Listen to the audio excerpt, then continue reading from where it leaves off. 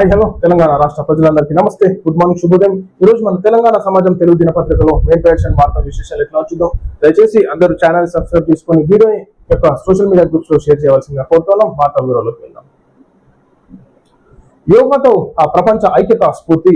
యోగా సందేశంలో ప్రధాని మోడీ యోగా అనేది కేవలం వ్యక్తిగత ఆరోగ్యం గురించి మాత్రమే కాకుండా మానవత్వం, పర్యావరణ పరిరక్షణ, ప్రపంచ ఐక్యత స్ఫూర్తిని నెలకొల్పడానికి కూడా తోడ్పడుతుందని ఆ ప్రధాని మోడీ పేర్కొన్నారు. జూన్ 21వ తేదీన విశాఖపట్నంలో జరిగే అంతర్జాతీయ యోగా దినోత్సవ కార్యక్రమంలో ప్రజలు పెద్ద ఎత్తున పాల్గొనాలని ప్రధాని పిలుపునిచ్చారు. ఈ మేరకు యోగా దినోత్సవ సందేశంతో కూడిన లేఖను ప్రధాని విడుదల చేశారు. అయితే వాస్తవానికి మనం యోగాతో ప్రపంచ ఐక్యత స్ఫూర్తి అంటే ఈనాడు ప్రపంచంలో ఉన్నటువంటి మంచి మంచి మేధావులు కూడా యోగా మీద చాలా శ్రద్ధ చూపిస్తూ ఉన్నారు. ఎందుకంటే ఈనాడు చాలా మటుకు యోగా మనం మార్నింగ్ అవర్స్ లో చేస్తే మన ఆరోగ్య ఉల్లాసం కానీ, ఈనాడు మనం మైండ్ మెచ్యూరిటీ కానీ, ప్రతి ఒక్క వర్క్ చేయడానికి ఈనాడు మనం యోగా చాలా ఉపయోగపడుతుంది. ఈనాడు మానసిక ఉల్లాసంగా అయితేనేమి, ఈనాడు శారీరకంగా అయితేనేమి, ఒక మైండ్ ఎక్సర్సైజ్ గా మంచిగా ఉపయోగపడుతుంది. చాలా హెల్త్ బెనిఫిట్స్ ఉంటాయి. కాబట్టి ఈనాడు ప్రపంచ వ్యాప్తానికి మన భారతదేశం ద్వారా ఇతర దేశాలకు కూడా వ్యాపిస్తుందంటే ఒకసారి అర్థం చేసుకోవాలి యోగా యొక్క ఇంపార్టెన్స్ ఏ విధంగా ఉందో. సో అయితే నరేంద్ర మోడీ గారు మరి ఆ విశాఖపట్నంలో జరిగేటటువంటి యోగా కార్యక్రమాల్లో పాల్గొనడానికి మరి వస్తూ ఉన్నారు. కాబట్టి ఈనాడు భారీ ఎత్తున ప్రజలు కూడా ఈ యోగా మీద అటెన్షన్ తీసుకోవడానికి, డైవర్షన్ చేయడానికి కూడా అందరూ కృషి చేస్తూ ఉన్నారు. ఈనాడు డాక్టర్స్ తో పని లేకుండా యోగా ద్వారా ఎన్నో విధాలుగా మానసికంగా చికిత్స చేయించుకోవడానికి, మానసిక చికిత్సకు యోగా ఉపయోగపడుతుంది. కాబట్టి ఖచ్చితంగా అందరూ యోగా చేయాల్సిందిగా మేము రిక్వెస్ట్ చేస్తున్నాము. రాష్ట్ర అభివృద్ధి చూసి ఓర్వలేకపోతున్న బీఆర్ఎస్ డిమాండ్ కు తగ్గకుండా విద్యుత్ సరఫరా చేశాం. భూపాలపల్లి జిల్లాలో పలు అభివృద్ధి పథకాలకు బట్టి శ్రీకారం. సౌర విద్యుత్ ప్రాజెక్టుల్లో మహిళలకు భాగస్వామ్యం. శ్రీధర్ బాబు ప్రతి రూపాయిని ప్రజలకు ఖర్చు పెట్టాలని ఆలోచన చేస్తుంది. గతంలో సంపాదించిన ప్రతి రూపాయిని దోచాలని ఆలోచనతో ఉండేవాళ్ళు అని ఆయన ఎద్దేవా చేశారు. అందుకే ఈ రాష్ట్రం అభివృద్ధి జరగలేదు, ఇక్కడ ప్రజల స్థితిగతుల్లో మార్పు జరగలేదు అన్నారు. ఇది గమనించిన తెలంగాణ ప్రజలు కాంగ్రెస్ ప్రభుత్వాన్ని అధికారంలోకి తీసుకొచ్చారని వెల్లడించారు. భూపాలపల్లి జిల్లాలో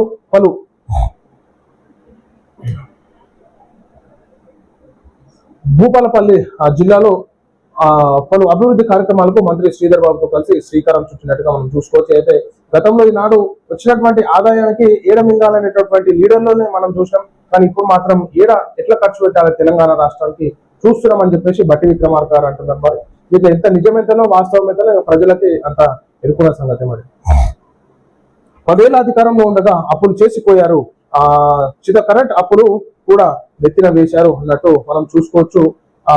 ఉన్నటువంటి అన్ని అప్పులు అప్పచెప్పేసిపోయినారు. సో ఇప్పుడు మేము దాన్ని సాల్వ్ చేసుకుంటూ వస్తున్నాం అన్నట్టు చెప్తున్నారు మన శ్రీధర్ బాబు గారు. సో మీరెన్ని కోట్లు అప్పు చేసినారో వాళ్ళకి కూడా బయట పెట్టుర్రి. ఇక్కడ అప్పులు కడతా ఉన్నారు కానీ మీరెన్ని కోట్లు అప్పు చేసినారో వాళ్ళ గాముచ్చట చెప్పాలి. వాళ్ళు అప్పు చేసి సరే తప్పు చేసిరు, మీరెట్లా చేసుకొస్తున్నారు ఉద్దార్కం. గోదావరి బనకచెర్లపై కీలక నిర్ణయం.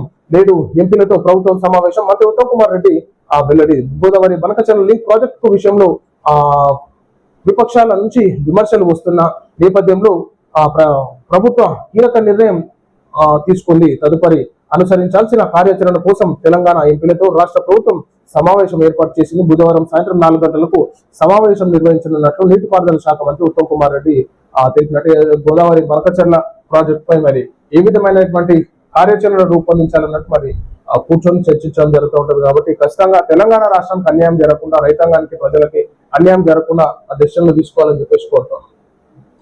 సీఎం రేవంత్ రెడ్డిని కలిసిన మంత్రి వివేక్ కుటుంబ సమేతంగా మర్యాదపూర్వకంగా భేటీ. జూబిల్స్ నివాసంలో ముఖ్యమంత్రి రేవంత్ రెడ్డిని మంత్రి వివేక్ వెంకటస్వామి కుటుంబ సమేతంగా మర్యాదపూర్వకంగా కలిశారు. సీఎం రేవంత్ రెడ్డి దంపతులకు వివేక్ వెంకటస్వామి దంపతులు శాల్వా కప్పి సత్కరించారు. సీఎం కు పుష్పగుప్తం అందజేసి కేబినెట్ లో అవకాశం కల్పించినందుకు కృతజ్ఞతలు తెలిపినట్టుగా మన వివేక్ వెంకటస్వామి గారు అయితే మినిస్టర్ గా అయిన సందర్భంగా మరి కృతజ్ఞతలు తెలుపు అక్కడ శాల్వాతో సన్మానం చేసి కొంచెం మాట ముచ్చట జరిగిందనమాట. తెలంగాణలో తప్పులు తరగగా కులగణన. గొప్ప ఘనకార్యం చేశామని చాటింపు. ప్రభుత్వంపై మండిపడ్డ బీజేపీ ఎమ్మెల్యే ధన్పాల్ అన్నట్టు తెలంగాణలో కులగణన తప్పులు తరగగా సాగిందని నిజామాబాద్ అర్బన్ ఎమ్మెల్యే ధన్పాల్ సూర్యనారాయణ గుప్తా అన్నారు. సర్వే చేసేవారు మా ఇంటికే రాలేదు, బీసీల జనాభా ఎలా తగ్గింది, బీసీలో మైనార్టీలను చేర్చడానికి భాజపా వ్యతిరేకించిందన్నారు. దీనిని గోరంతలు కొండంతలు చేసి మాట్లాడుతున్నారని మండిపడ్డారు. కాంగ్రెస్ ఆ అబద్ధపు హామీలతో ప్రభుత్వంలోకి వచ్చింది. కాంగ్రెస్ లో జరిగిన అభివృద్ధి కన్నా రెండింతల అభివృద్ధి మోడీ 11 ఏళ్ల పాలనలో జరిగిందని నిజామాబాద్ అర్బన్ ఎమ్మెల్యే ధన్పాల్ సూర్యనారాయణ గుప్తా అన్నారు. వాస్తవానికి నాడు అంతా ఆగమాగం ఉంటది. ఆ సర్వే చేసింది వాస్తవం ఇంకా చాలా మటుకు దాంట్లో అసలు డీటెయిల్సే ఉండే బీసీ ప్రజలే. కాబట్టి ఈనాడు ఏదైతే కులగణన చేయడం జరిగిందో బీసీది అది చాలా తప్పుల తడకగా వాస్తవమే. అది ఈనాడు తెలంగాణ రాష్ట్ర ప్రజలకి ఒకసారి తెలుసుకోవాలి ఏదైతే జరిగిందో. మరి ఈనాడు బీజేపీ ప్రభుత్వం కూడా కులగణన జనగణన చేస్తా అని చెప్పేసి చెప్పడం జరుగుతుంది. కాబట్టి సో ఆ విధంగా ఆ ప్రాసెస్ ఎట్లా జరుగుతుందో కూడా మనం చూసుకోవాలి. బీఆర్ఎస్ ఫోన్ ట్యాపింగ్ తోనే కాంగ్రెస్ ఓటమి. వందలాది కాంగ్రెస్ నేతల ఫోన్లు ట్యాప్ బాధ్యులపై కఠిన చర్యలు తీసుకోవాలి. ఈ వ్యవహారంలో కేసీఆర్ సిగ్గుతో తలదించుకోవాలి. జూబ్లీహిల్స్ పోలీసుల ఎదుట వాంగ్మూలం ఇచ్చిన మహేష్ కుమార్. ఆ ఫోన్ ట్యాపింగ్ కేసులో కేసీఆర్ సిగ్గుతో తలదించుకోవాలని టీపీసీసీ మహేష్ కుమార్ గౌడ్ అన్నారు. ఆనాడు అధికారంలో ఉన్న కేసీఆర్, కేటీఆర్లు వేల మంది కాంగ్రెస్ నేతల ఫోన్లు ట్యాప్ చేశారని అన్నారు.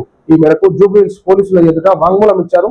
అనంతరం టీపీసీసీ చీఫ్ మీడియాతో మాట్లాడుతూ 2018 అసెంబ్లీ ఎన్నికల సమయంలో కాంగ్రెస్ ఓటమికి ఫోన్ ట్యాపింగ్ కారణం అన్నారు. అయితే 2018 లో కాంగ్రెస్ ఓటమికి కారణం ఆనాడు చేసినటువంటి కేసీఆర్ చేపించినటువంటి ఫోన్ ట్యాపింగ్ వల్ల ఈనాడు చాలా మంది కాంగ్రెస్ నాయకులను ఇబ్బంది చేసి బ్లాక్ మెయిలింగ్ చేశారు.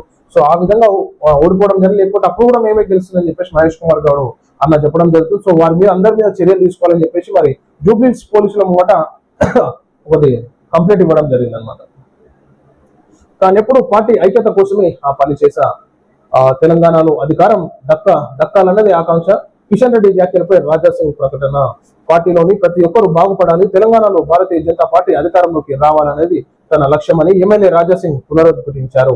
తాను ఎప్పుడు వ్యక్తిగత లబ్ధి లేదా పదవుల కోసం పని చేయలేదని స్పష్టం చేశారు. తన కృషి ఎప్పుడు పార్టీని బలోపేతం చేయడం, పార్టీ ఆదర్శాలను అంకిత భావంతో పనిచేయడం పైనే తాను దృష్టి పెట్టానని అన్నారు. కేంద్ర మంత్రి బీజేపీ తెలంగాణ అధ్యక్షుడు కిషన్ రెడ్డి తనపై చేసిన వ్యాఖ్యలపై బీజేపీ గోషామారి ఎమ్మెల్యే రాజా సింగ్ స్పందించారు. వాస్తవానికి ఒక్కరి మీద చాలా మటుకు ఉన్నటువంటి బీజేపీ నాయకులు విమర్శలు చేస్తూ ఉంటారు. ఏం చేసింది ఈనాడు సింగిల్ గా నిలబెట్టి ఇండిపెండెంట్ గా పెట్టినా గెలుస్తాడు. ఈనాడు రాజా సింగ్ గారు మాట్లాడేది కరెక్టే. ఈనాడు ఇన్ని గోహత్యలు జరిగినాయి. గోరక్షణకు ఎంత కృషి చేస్తారు. ఈనాడు ప్రజల సమస్యల గురించి కృషి చేస్తారు. అయినా కానీ పార్టీలో పట్టించుకునేటటువంటి పరిస్థితులు మనం చూడొచ్చు. వాయిస్ రేస్ చేద్దాం. సో ఈ విధంగా ఉంటే మరి బీజేపీలో ఎట్లా ప్రజలు ఎట్లా నమ్ముతారు, ఇట్లా ఏం సంగతి అన్నట్టు కూర్చోడం. సో ఇది ప్రజలను మనం చూస్తున్నాం. ఈరోజు తెలంగాణ సమాజం తెలుగు దినపత్రికలోని మెయిన్ పేజ్ వార్తా విశేషాలు. అందరికీ సెలవు. దయచేసి వీడియోని అందరూ లైక్ చేసి షేర్ చేయవలసిందిగా కోరుతున్నాం. నమస్తే.